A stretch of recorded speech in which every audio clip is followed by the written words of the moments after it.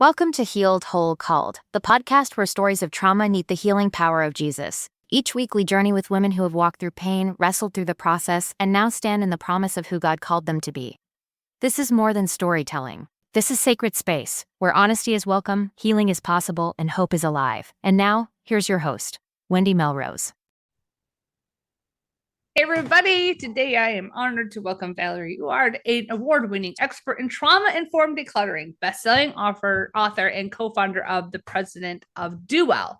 Valerie's work is about helping people break free, not just from physical clutter, but from the emotional and mental weight that holds them back.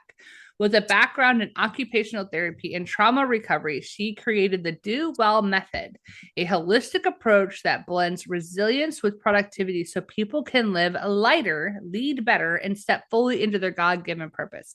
Her mission is to empower others to move from overwhelm to peace, from stuck to sustainable success. Valerie, thank you for being with us today and for showing us that letting go of clutter can be one of the most healing things we could ever do. So hello.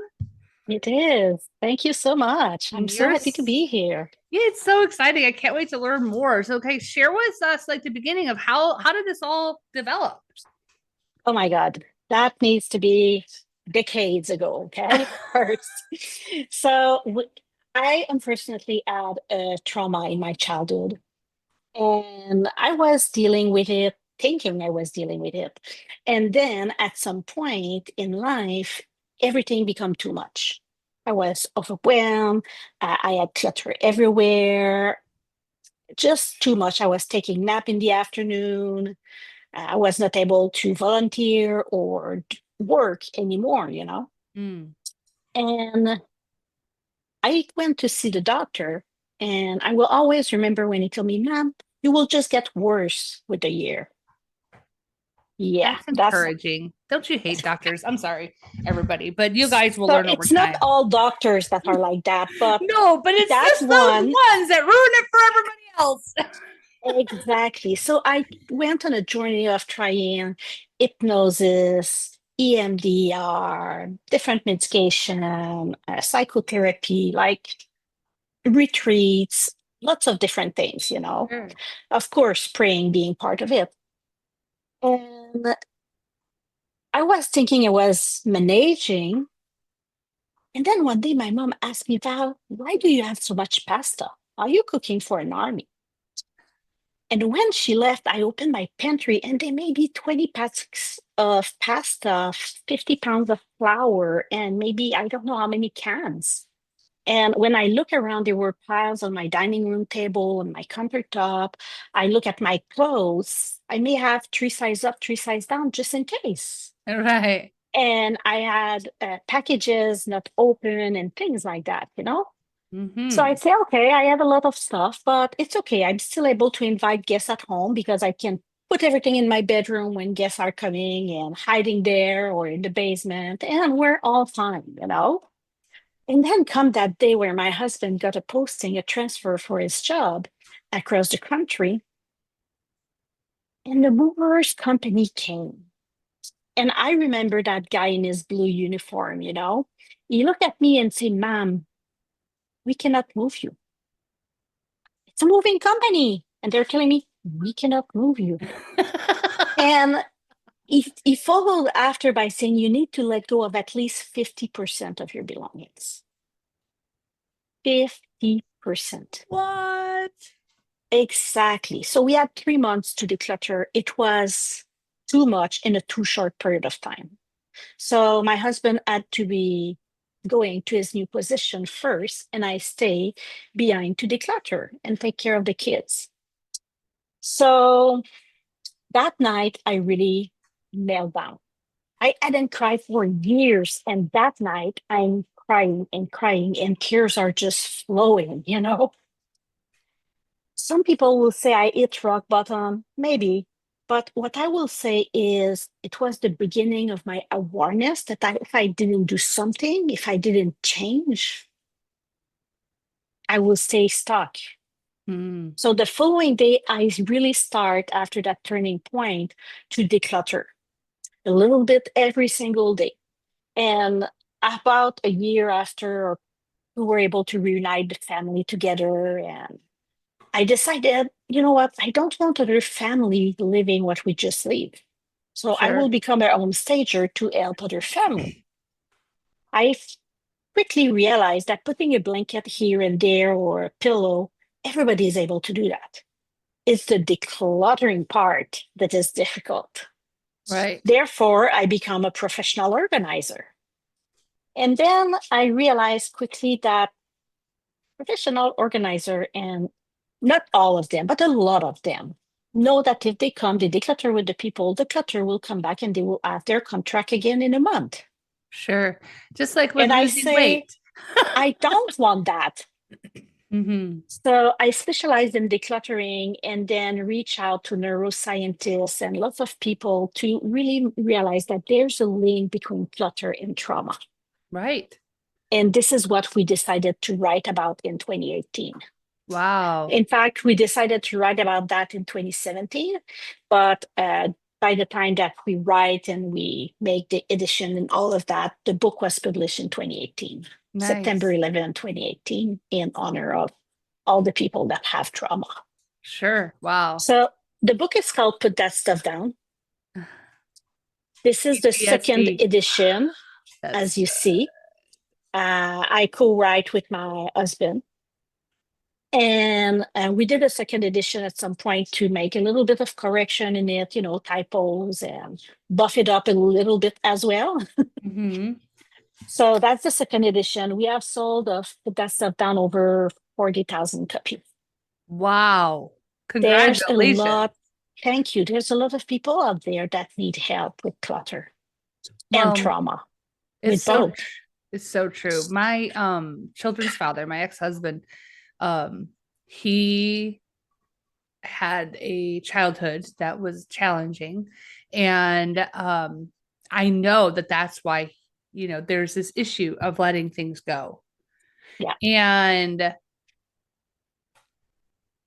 when people like myself listening or someone else on the other side of the airwaves, they're like, okay, yeah, that's really great, Valerie, but how can I introduce this to them and they actually take action? Because he's an ex-husband now, right? But Yeah. he's still my children's father. I do want him to get help, but how? Yeah. And in your mind, it's probably just do it or get a Yes, it container is. and It just is. throw things out. Literally, But literally. that is not helping because, as you say, clutter is like a pendulum, or weight loss and gain. You let go of it, it come back. You let go of it, it come back. If you let go of it faster, like they do in these order show, it will come back faster. Oh, wow. That's unfortunate, but we Mm, need to be aware of that. The thing is, we develop a four-step process that we call the Do Well method that is really about having them be able to let go and do not maintain it after. So the clutter is not coming back after. But mm, how to introduce it to people, as you said, that's a mhm. really good question. If he likes video or podcast, we have a YouTube channel and a podcast where Okay. we talk about that link. And Mm, often that would be how people can have an introduction to that, or you mm. can just rip off the band-aid and say, you know what? I learned something new. I met someone and I learned that clutter is because there is trauma in the past. And Right. it's something that can be addressed and improved. And I would like that you work on that because you're a role model for kids. Right. Right. Now, is with everyone that you've worked with over the last several years, obviously we know it's a process. Like those of us who do not struggle with clutter, it's hard for us to relate to the length of time and process it takes to heal from Correct. decades of, or even if it's not current trauma, but decades of trauma that happened decades ago. I mean, it's buried Correct. in Oh, all yeah, of that. it is. I have some clients that it's 50 years ago that the trauma happened. Right. And they have tried everything they think in the market to feel better. and the trauma is still affecting their clutter. They think they are way better than before trying psychotherapy and medication and hypnosis and EMDR. They feel better, but the clutter is still there. Mm-hmm. So we have a gentle approach where we're able to dive in it and help them let go of the coping mechanism due to the trauma. Mm. And when they let go of those coping mechanisms, they are then able to tackle the clutter. Right. But we cannot dive right away in the clutter. Otherwise, it's just come back. Right. It's so true. Like there was a time last year, he had said, "Can you come and help me with the kids' room?" I go, "You do realize what you're doing when you ask me to do this, because I'm not gentle. I'm not a gentle human when it comes to things like this." He goes, "I know. I just need help and I'm okay with it." And we did. We worked on it that day, literally 12 hours. And then we went into the next day. And it's still not perfect, but my daughter has a room to sleep in now, and it's been able to be that way for a year. So applauding to him for not filling it back up all the way. But it's sad when you see someone struggle so much because you want so badly for them to, because you know the freedom that they could experience. And it doesn't just hold them down with stuff. It holds them down in every other aspect of their life, their ability to handle stress, period. Oh, yeah. That's the first step of our 4-step process in the Duel method. Because, you know, if I could just take post-traumatic stress disorder, it's a stress disorder. Right. And even if people have had trauma and do not have a diagnosis of post-traumatic stress disorder or PTSD, it is still a stress issue. Because when the brain is hit by a trauma, whatever war, abuse, challenging childhood, narcissistic, grief, you know, sometimes you lost someone close in a tragic way, and like whatever the type of trauma, the brain changes a little bit the way it works. And the person become on that fight or flight mode. You probably ever heard of that, you know, fight or flight or freeze. And when people are on that fight or flight, they become hyper vigilant. So they check everything all the time. Will that be okay? Yes. Oh, man. And that hypervigilance, to be in that state, the body produces cortisol. That is the stress hormone. It doesn't just do about stress, but it is identified as the stress hormone. Commonly knows like that. So the thing is, the cortisol pile up for these people for years and decades. Because they're always in that state. What else will happen to me? Right. And then when the cortisol is too high, I will say through the roof, you know, what happens is it impacts the frontal lobe of the brain. And this is where are what we call the executive functions. So the executive functions basically are your capability to plan, to organize, to sort, to make decision, to focus, and what we call working memory. That's when you get in a room and what was I coming to grab here?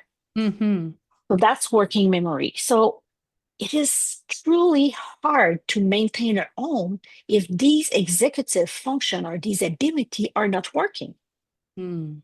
We'll understand somebody that has a leg in a cast that they have difficulty doing it because they have difficulty moving around.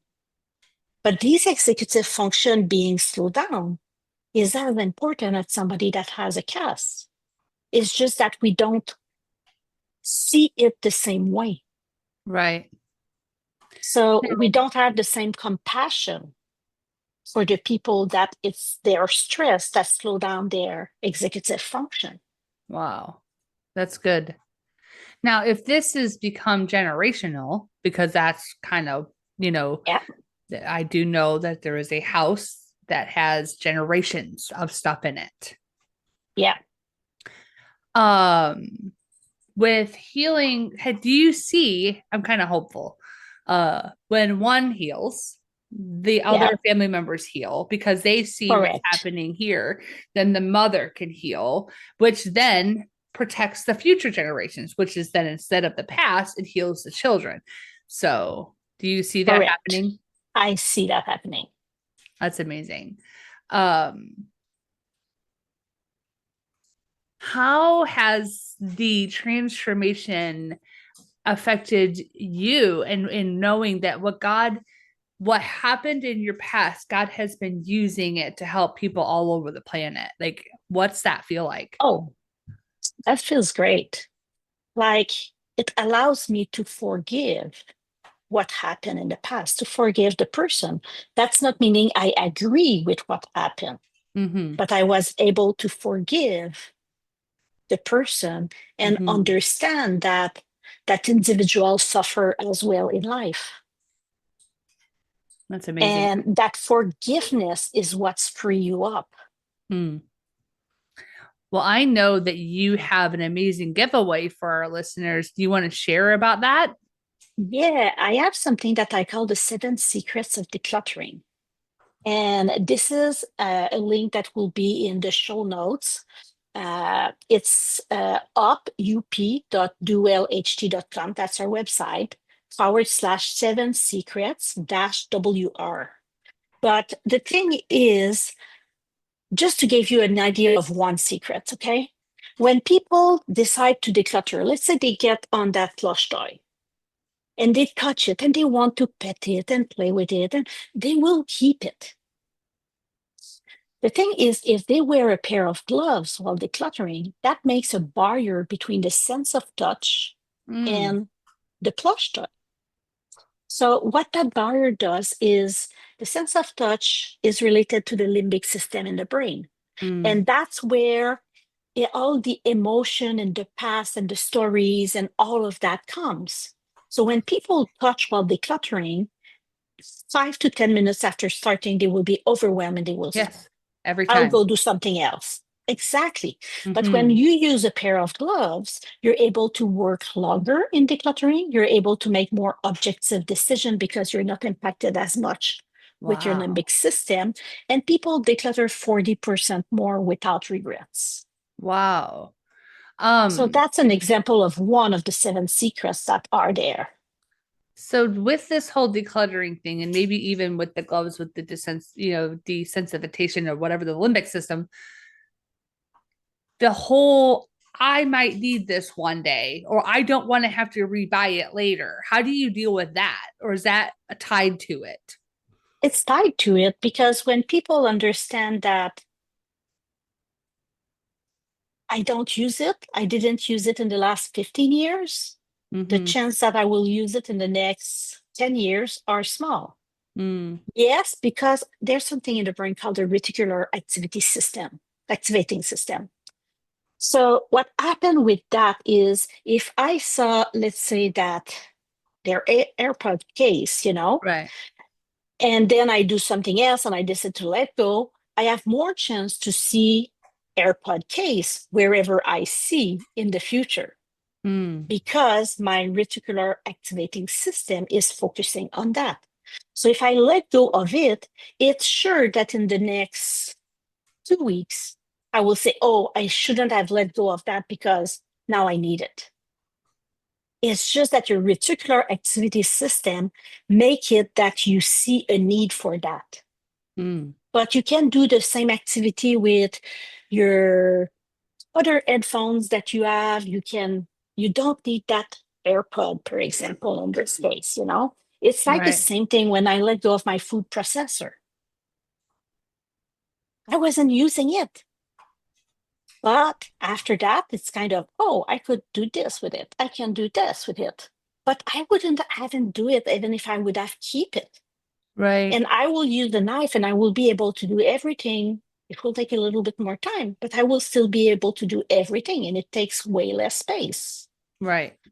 It's like when I decided to have a multi Instapot, crock pot all together in one, Mm-hmm. multi, I don't know what is the term, but when you have multi-function So Instapot you have kind the of Instapot, the crock pot, maybe I don't know. the Yeah. pressure Pressure cooker. cooking, Yes, yes, yes. and you have all of these together. I Mm-hmm. let go of a bunch of other small appliances Mm-hmm. and I just have one. It takes way less space. Right. So it's how we decide to live. Decluttering is not just about letting go. Decluttering is about choosing what you want in your life, Right. making more of that. It's creating your life. Right. Oh, that's so good. And what is, I would love to know this. Who's the, if you're allowed to say, you don't have to mention names, obviously don't do that. But what is the oldest person you've helped age-wise? I think that person is around 90. Wow. And look at the freedom that they get to enjoy Yeah, now in, correct. hopefully the 10, maybe 15 years, God willing, that they get to have. Well, and Yeah. also the But I legacy they also can pass help on. people way younger than that, Sure. Yeah. that have long period of time in front of them. Oh, totally. Yeah, I was just curious because like even my own children, like because they have my influence of we don't keep anything that doesn't make sense. So like we have a closet, we have a row of closets upstairs. This particular house had this really neat row of closets. And I go, you're welcome to keep childhood memories in boxes in your closet. And they've got each maybe 2 boxes in there. They're 10 and 13. And I very much applaud them because I'm just like, will you ever use it? And they do very good at making sure we do not pass on. But here's the most beautiful part. Their dad and I have been very good to protect them from any trauma that would cause them to get stuck to want to keep things. So, Yeah. but they do what the best thing we have going for them is that they love their dad where they are, where he is. We just all want so badly because he has dreams and visions, and everybody wants to see him achieve those dreams and visions. It would be Yeah. so amazing. And so I cannot wait to share this with them because, man, I It want the is best possible. for It it. may take a year or two, but how many years in front and Right. how many years in the past were impacted? Right. Oh my gosh, totally. And I can't even say that I didn't contribute to some of that trauma because we did go through a divorce, but we do have harmony and a friendship. So I'm hoping that that's all patch up my little holes that Yeah. I created.